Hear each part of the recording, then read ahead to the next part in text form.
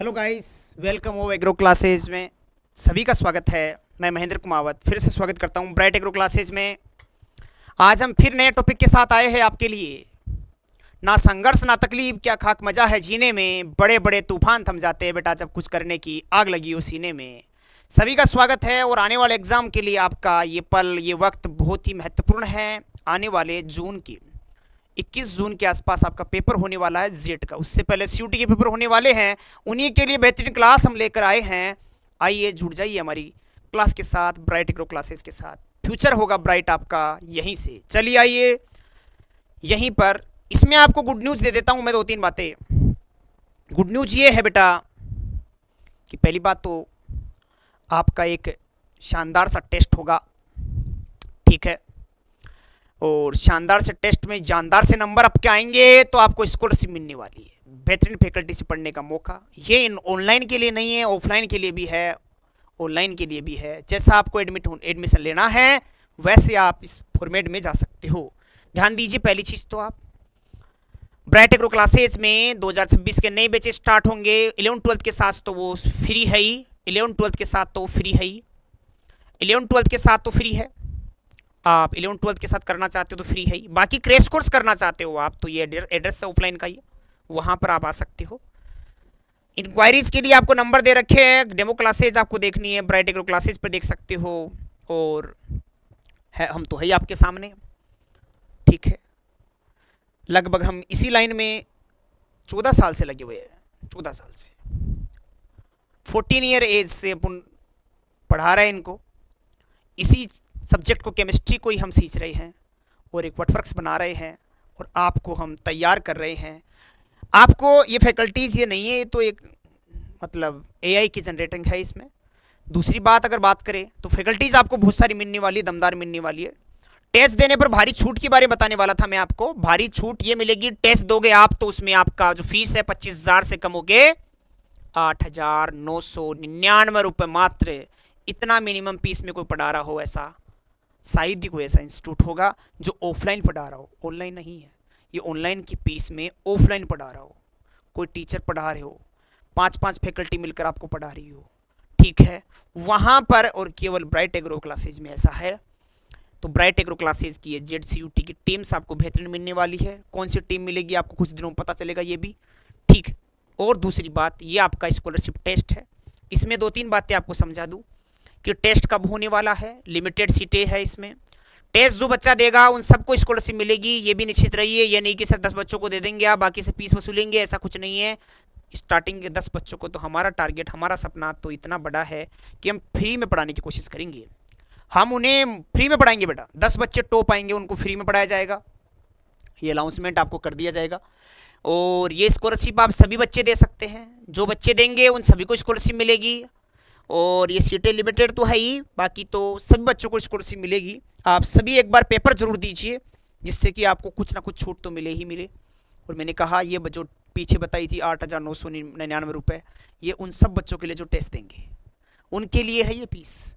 तो free registration करोगे आप इसमें तो आप जाइए प्ले स्टोर पे और एक आपको एप्लीकेशन ढूंढना है जिसका नाम होगा ब्राइट एग्रो मोबाइल ऐप। वहाँ आप जाइए, अपना नाम, मोबाइल नंबर रजिस्टर कीजिए।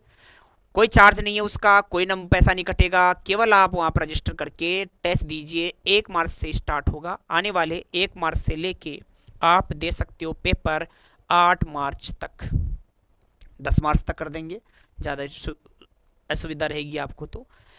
सुबह मॉर्निंग में 10 बजे से पेपर स्टार्ट होगा, 2 घंटे का पेपर होगा, ऑनलाइन ऑफलाइन दोनों होगा। और इंग्लिश मीडियम और हिंदी मीडियम दोनों के लिए बेहतरीन ऑप्शन रहेगा, इसमें दिक्कत ही नहीं आएगी। ऑन स्पॉट अवेलेबल रहेगा। आप ऑफलाइन आ सकते हो, आज भी आ सकते हो, कल भी आ सकते हो। ऑफलाइन तो चालू है, ऑफलाइन टेस्ट सीरीज तो अभी भी चल रही है। आप ऑफलाइन तो कभी भी आके स्कॉलरशिप टेस्ट दे सकते हो और आपकी सीट आप सुनिश्चित कर सकते हो।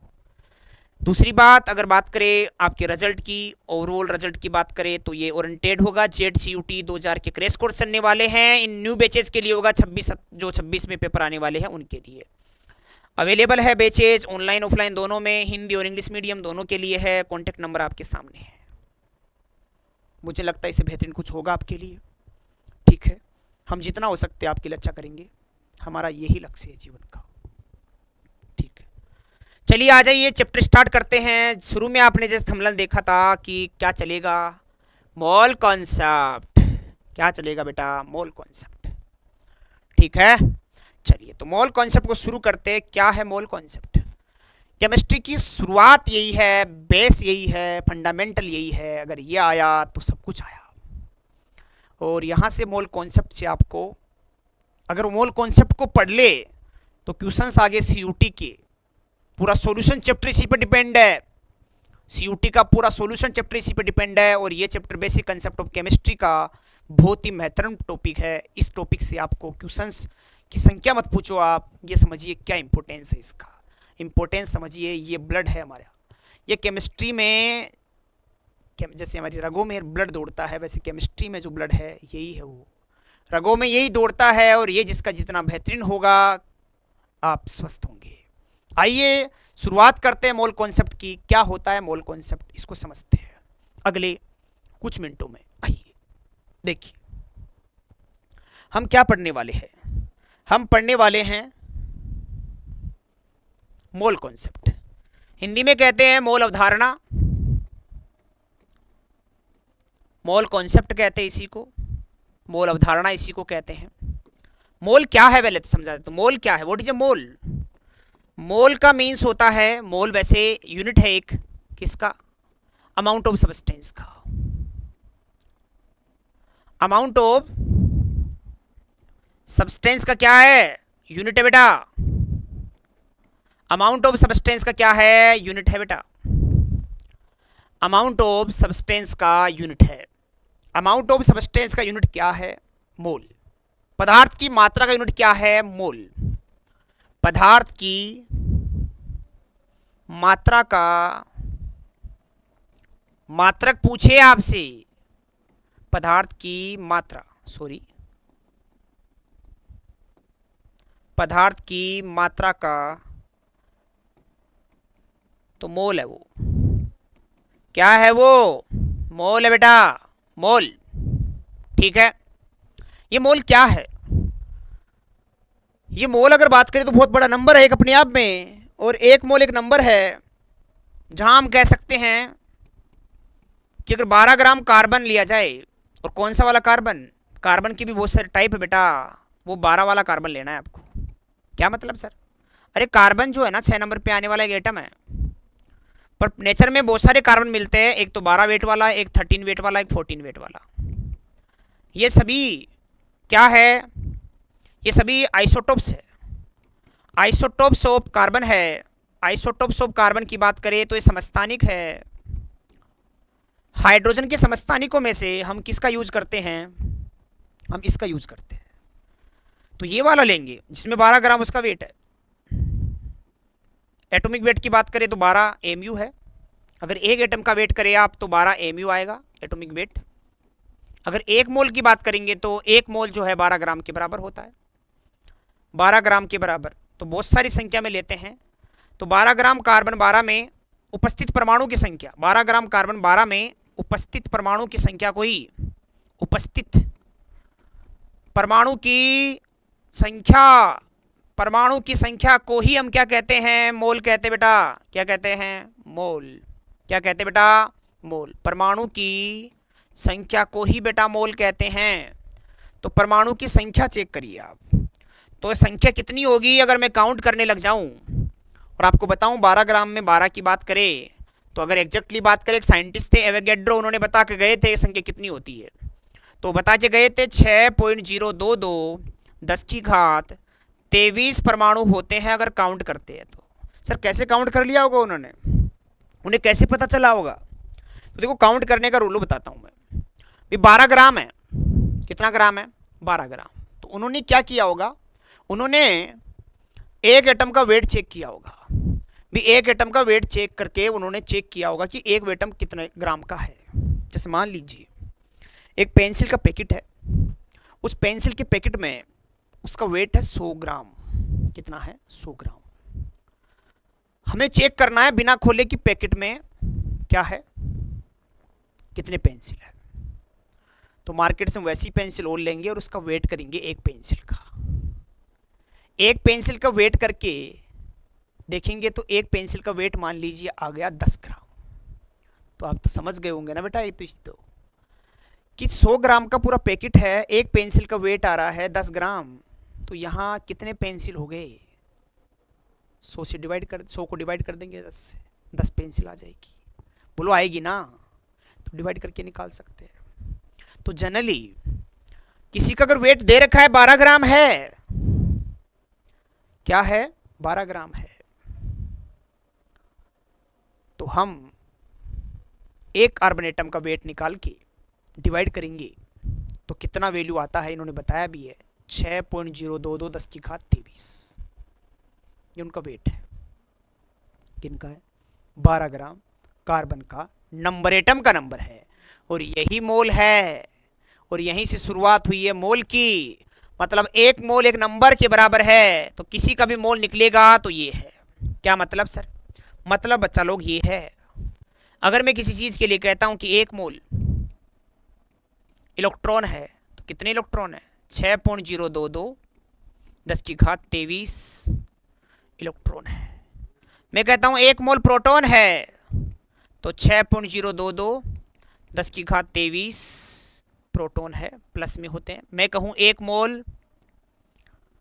मोल स्टूडेंट है, ऑनलाइन पढ़ने वाले स्टूडेंट कितने हैं? एक मोल, तो मतलब कितने स्टूडेंट है? 6.022 10 की घात 23 स्टूडेंट है।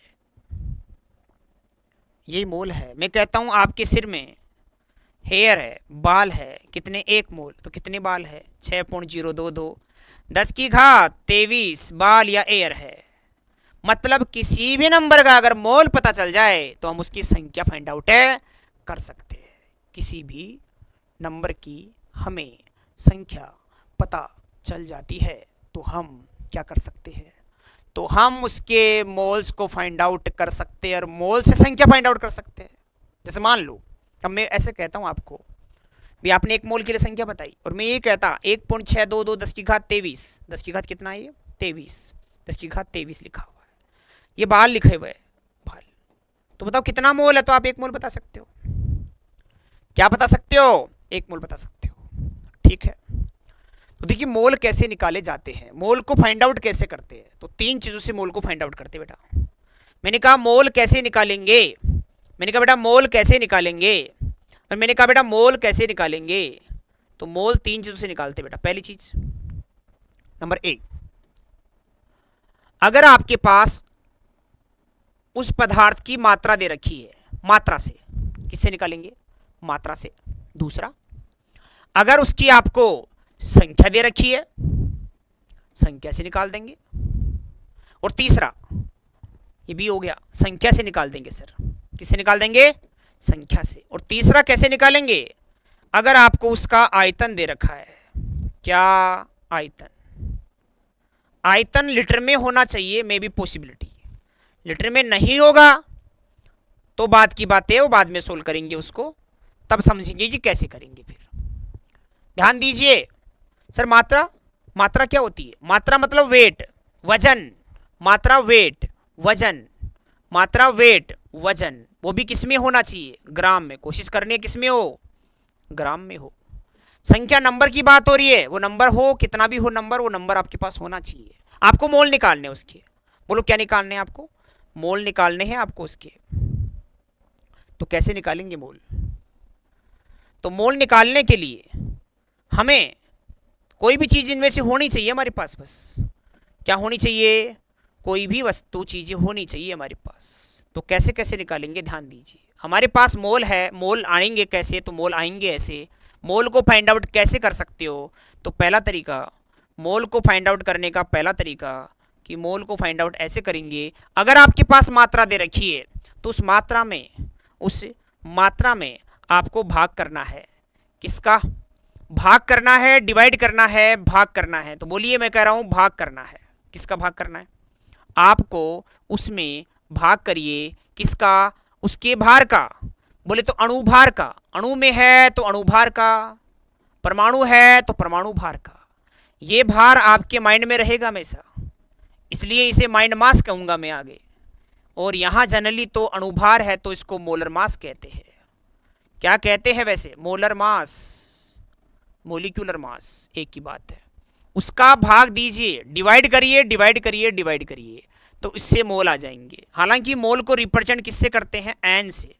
तो एक बात मेरे को समझ में आती है कि एन को फाइंड आउट करने का तरीका हो गया कि एन को फाइंड आउट करेंगे, वेट है तो डब्लू और मास है तो M. Sir W upon M से, हाँ बेटा शॉर्ट फॉर्मूला हो गया डब्लू अपॉन एम से। अगर डब्लू हो तो डब्लू याद रखिए हमेशा क्वेश्चन में गिवन होता है, डब्लू हमेशा गिवन होता है बेटा। अरे बच्चा लोग डब्लू क्या होता है, गिवन होता है। डब्लू क्या होता है, गिवन होता है। अरे डब्लू क्या होता है, गिवन होता है, दिया हुआ होता है डब्लू। क्या दिया होता है, अरे डब्लू दिया हुआ होता है। और एम मोलर मास, माइंड मास, जो हमें क्या करना होता है, माइंड से निकालना होता है, माइंड में होता है। अभी माइंड में आपके मैं डालूंगा अभी, तो माइंड में आएगा क्या, मास।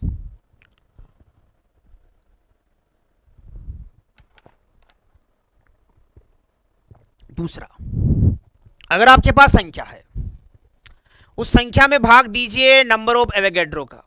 सर ये क्या है, ये नंबर ऑफ एवोगैड्रो है, एवोगैड्रो। एवोगैड्रो एक साइंटिस्ट थे, उन्होंने नंबर बताए थे ना, कितना बताया था, 6.022 10 की घात 23 एक संख्या बताई थी ना अभी थोड़ी देर पहले। ये संख्या एवोगैड्रो ने बताई थी। इस संख्या का भाग दे दो भाई, एक मोल यही तो होता है। अगर मान लो संख्या इधर ऊपर कितनी है, ऊपर में संख्या कितनी है, तो देखो ध्यान दो, इधर मैं एग्जांपल ले रहा हूं। मान लो आपके पास संख्या है 12 गुणा 10 की घात 25, तो भाग दोगे कितने का, 6 गुणा 10 की घात 23 का। ये कट गया, 2 आ गया, ये कट गया, 2 आ गया, 23 से 25 कट गया तो 10 की घात 2 बच गई। 10 की घात 2 का मतलब 100 होता है, और 2 के साथ 100, 200 मोल आ गए। कुछ आया समझ, इधर ही बताओ। जैसे मैंने अभी कार्बन 12 ग्राम लिया था, मान लो हमारे पास कार्बन कोयला ज़्यादा है, हमने 24 ग्राम ले लिया, हमने 48 ग्राम ले लिया, हमने 6 ग्राम ले लिया, कम भी ले लिया, तो 6 ग्राम तो उसका गिवन मास। कार्बन का मास अभी बताया था 12 होता है, तो 6 बटे मतलब 12 तो है, तो 1/2 मोल आ गया। यही सवाल ऐसा होता कि हमने 48 ग्राम क्या ले लिया होता कार्बन, भाग 12 का ही देते, तो मोल कितने आते, कितने आते, 4 मोल आते। समझे क्या। तो आपको मात्रा दी हो, अणुभार पता हो, तो भाग दे के निकाल लेंगे। और एक है आयतन से कैसे निकालेंगे। एक तरीका तो ये हो गया मोल निकालने का, एक तरीका ये हो गया, एक तरीका ये रहा। सर आयतन से कैसे निकालेंगे, आयतन में भाग देंगे 22.4 का, कितने का, 22.4 लीटर का। क्योंकि सर कि एसटीपी पर 1 मोल गैस जो होती है, STP on STP 1 mole gas के आयतन की बात करेंगे तो 22.4 लीटर होता है। 22.4 लीटर। सर क्या कहना चाहते हो आप, अगर मान लो इस बोतल में कोई गैस है, मान लो इस बोतल में क्या है, कोई गैस है, इस बोतल में कोई गैस है और वो 1 मोल है। इस बोतल को मैं खोलूंगा, जिन निकलेगा इसमें से, क्या निकलेगा, जिन, जिन। और वो जिन फैल जाएगा इस कमरे में, स्टूडियो में फैल जाएगा, और यहां पर कितना एरिया कवर कर लेगा, 22.4 लीटर का। कितना बेटा, 22.4। पानी थोड़ी कर लेगा इतना कवर ना, गैस एक्सपेंड करती है, गैसें फैल जाती है लाला, गैसें तो फैलती है, फैलने की वजह से इसका आयतन ज्यादा हो जाता है। इसका आयतन क्या हो जाता है बेटा, ज्यादा हो जाता है, इसका आयतन ज्यादा हो जाता है। मैं क्या कह रहा हूं, तो यानी गैस वो भी किस पर, नॉर्मल टेम्परेचर प्रेशर पर, सर्दी के टाइम पे नहीं, गर्मी के टाइम पे नहीं, STP standard temperature pressure, standard temperature pressure बोले तो एनटीपी पर।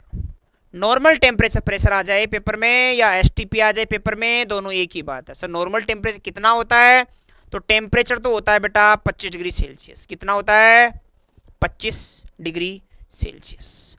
कितना होता है, 25 डिग्री सेल्सियस। अगर केल्विन में बदलेंगे ना, केल्विन में कैसे बदलते हैं बच्चा, 273 जोड़ देते हैं तो वो बदल के 298 केल्विन हो जाता है। कितना रे, 298 केल्विन। प्रेशर की बात करें, ये तो टेम्परेचर था। प्रेशर देखिए तो प्रेशर 1 एटीएम या 1 बार कह दो या 1 एटीएम कह दो। प्रेशर हमेशा इन्वायरमेंट का इतना ही लगता रहता है, ना कम ना ज़्यादा, तो प्रेशर इतना लगता है। तो नॉर्मल टेम्परेचर प्रेशर पे 1 मोल गैस जो होती है वो इसके बराबर होती है। 1 मोल गैस इसके बराबर होती है। कितना होता है? 1 मोल गैस 22.4 लीटर के बराबर। अब 1 मोल गैस 22.4 के बराबर है। मान लो आपको पेपर में आंसर 11 पॉइंट कितना दे देता है, 2 लीटर। बताओ कितना मोल है, तो आप समझ गए ना। जब 22.4 में 1 मोल होता है तो 22.4 में भाग देंगे इसका तो आधा मोल नहीं आ जाएगा। अरे आधा मोल नहीं आ जाएगा, अरे आधा मोल नहीं आ जाएगा, आधा मोल संख्या आ जाएगी। अरे लल्ला क्या आ जाएगी? आधा मोल संख्या आ जाएगी। अगर मान लो ऐसा ही क्वेश्चन आता कि उसका वॉल्यूम कितना है, तो वो कहता है 6.56 लीटर है। तो बताइए 22.4 का भाग दोगे तो लगभग कितना आएगा? भाग देने पर लगभग अब कितना आ जाएगा? अब 1/4 आ जाएगा। 1/4 आ जाएगा। क्या आ जाएगा? 1/4।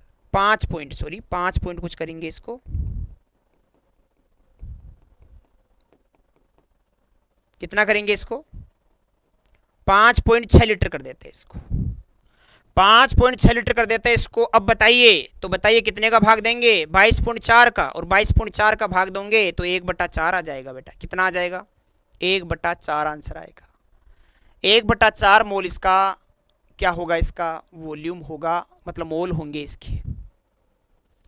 तो किस किस से निकाल लिया? वॉल्यूम से निकाल लिया। किससे निकाल लिया? अणुभार से। आइए अणुभार को समझते, बाकी सारे टॉपिक तो हो जाएंगे। अणुभार किसका कितना है, जिनका मैं बता रहा हूं उनका याद रखिए। पहले तो पढ़ेंगे परमाणु का भार, परमाणु भार, एटॉमिक मास, एटॉमिक मास, परमाणु भार, परमाणु का भार, परमाणु भार। आइए समझिए, कुछ परमाणु का जिनका मैं बता रहा हूं उनका याद कर लेना बेटा।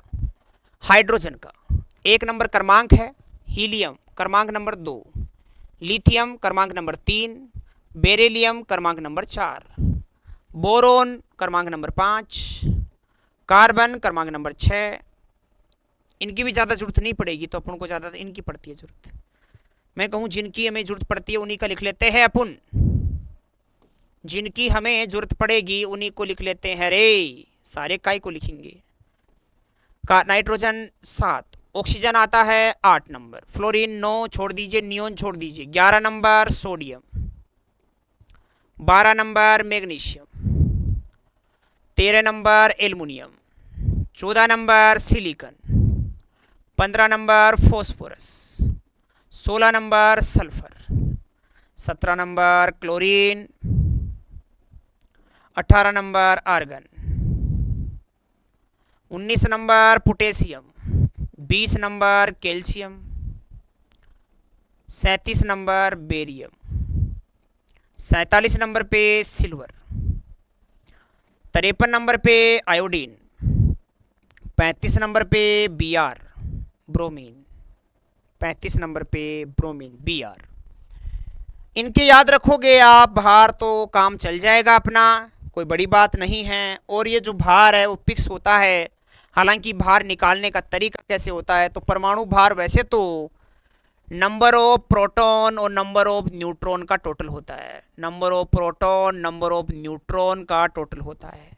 अगर हमें नंबर ऑफ प्रोटॉन पता हो, नंबर ऑफ न्यूट्रॉन पता हो, उनको टोटल कर देंगे तो भी एटम का मास आ जाता है, एटॉमिक मास आ जाता है।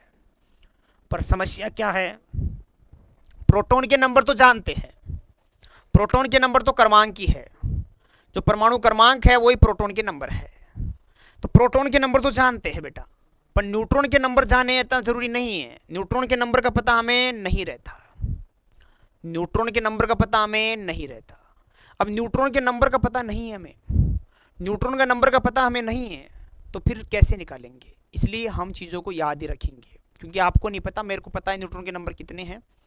जिन जिन के मैं बता रहा हूँ उनके आप मेरे कहने से याद कर लीजिए। और याद क्या कर लीजिए, मैं याद ही करवा दूंगा अभी, मैं आपको याद ही करवा दूंगा अभी। क्या करवा दूंगा? अभी याद करवा देंगे, ठीक है? अभी याद करवा देंगे, ठीक है बेटा? क्या करवा देंगे? अभी याद करवा देंगे, ओके? तो एक बात को समझिए आप, एक बात को आप समझिए कि यहां पर इनका मास कितना कितना होता है, कैसे आता होगा, कैसे आता होगा। देखिए मैं बात करूं पहली चीज तो हाइड्रोजन एक ऐसा आइटम है जिसमें प्रोटॉन के नंबर होते हैं, न्यूट्रॉन होते ही नहीं है। तो इसमें मास आएगा एक।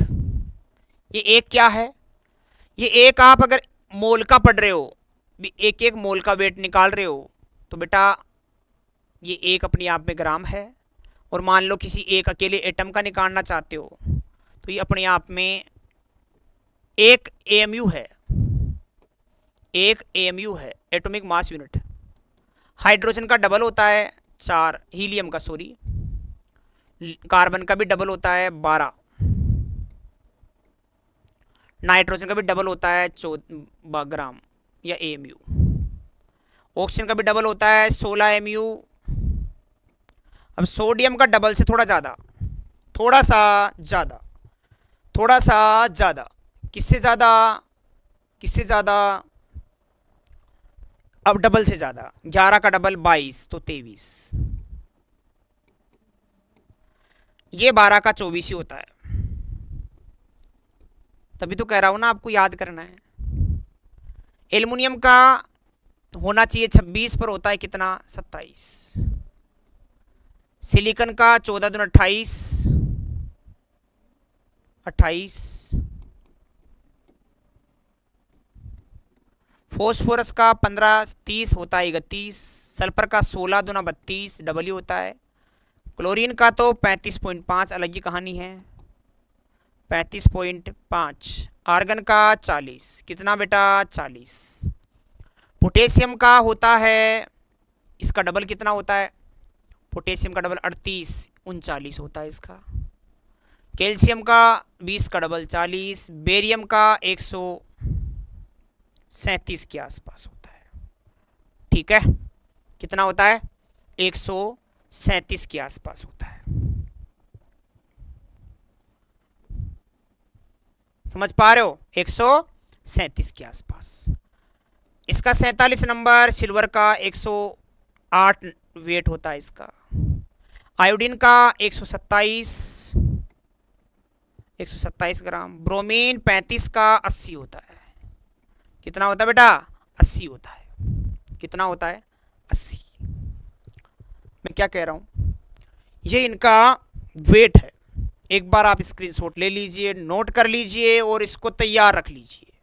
इनका वेट आपको पता होगा तो आप किसी का भी मोल निकाल सकते हो, कुछ भी निकाल सकते हो, कोई दिक्कत नहीं आएगी। हाँ देख लीजिए आप,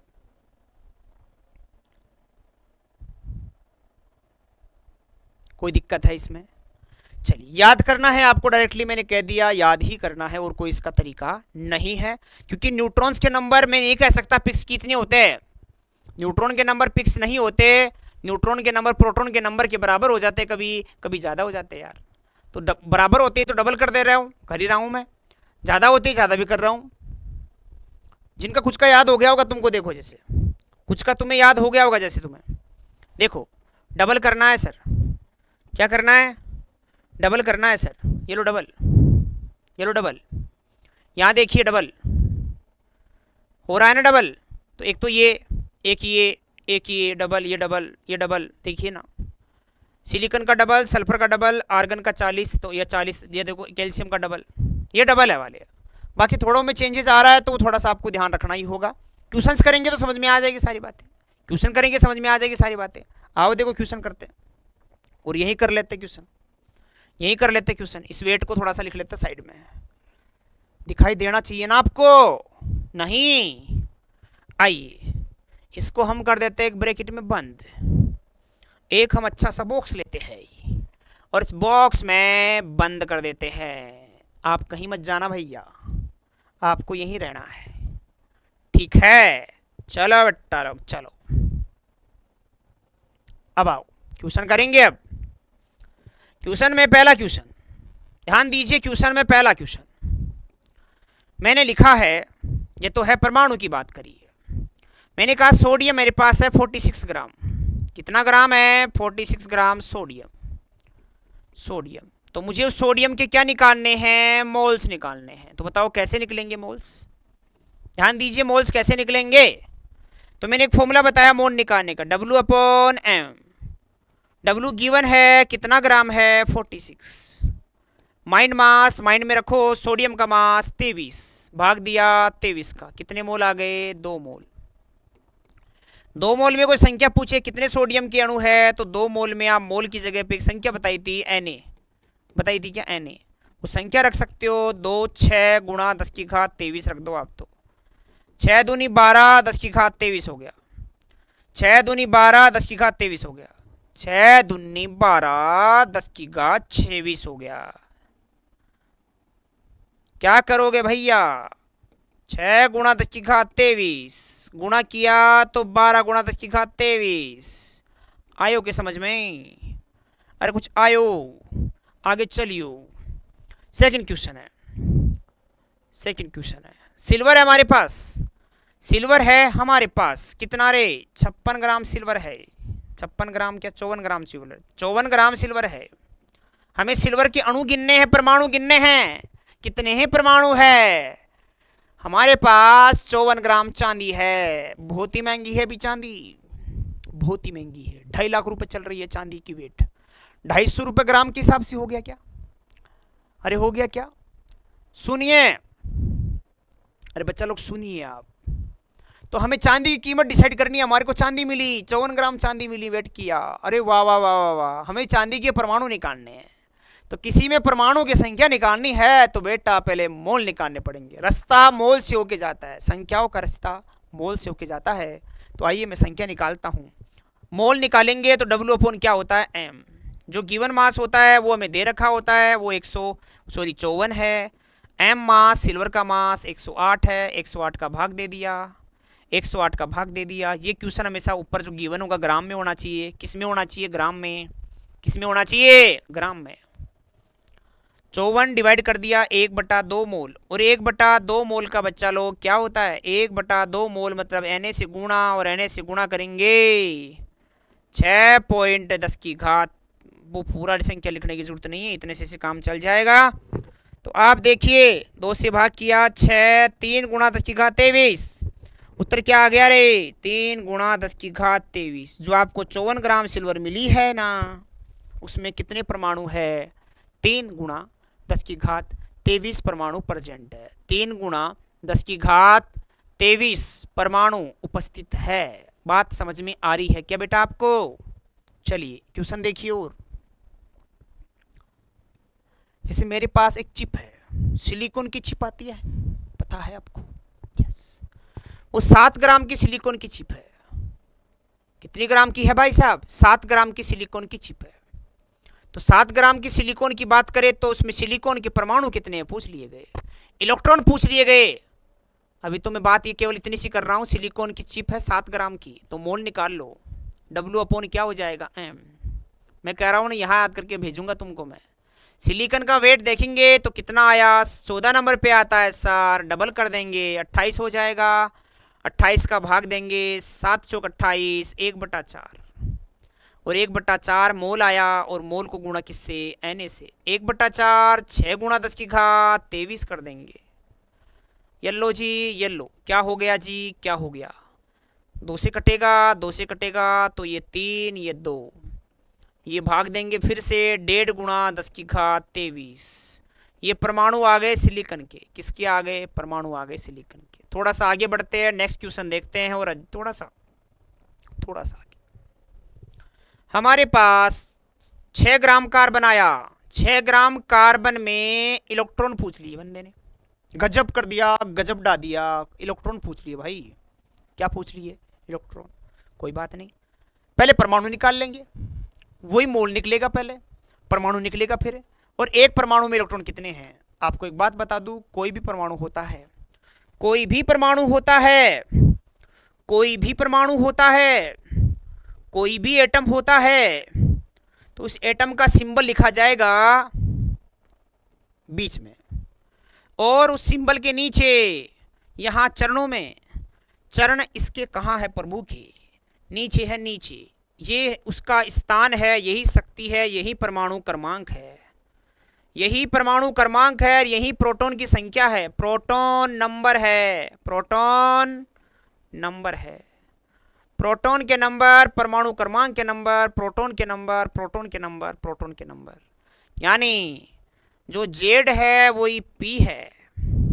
दूसरी बात, जितने इलेक्ट्रॉन प्लस होते हैं, जितने प्रोटॉन पे प्लस है उतना ही इलेक्ट्रॉन का माइनस इक्वल करता है, बैलेंस करता है परमाणु को। परमाणु का एक रूल है, परमाणु का एक रूल है कि उदासीन होता है परमाणु, और अगर प्रोटॉन पे प्लस है तो सिंपल सी बात है जी उतने ही क्या होने चाहिए, इलेक्ट्रॉन। तो प्रोटॉन के नंबर, परमाणु क्रमांक, इलेक्ट्रॉन के नंबर सब सेम चलते हैं।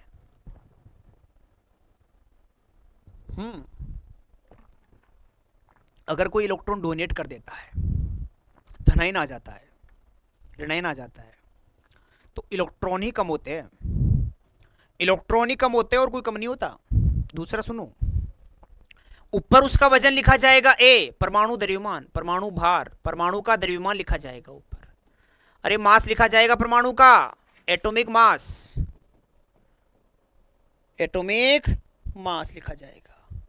क्या लिखा जाएगा, एटॉमिक मास लिखा जाएगा। तो एटॉमिक मास इधर लिखा जाएगा, एटॉमिक मास इधर लिखा जाएगा, एटॉमिक मास यहां लिखा जाएगा। एक बात और,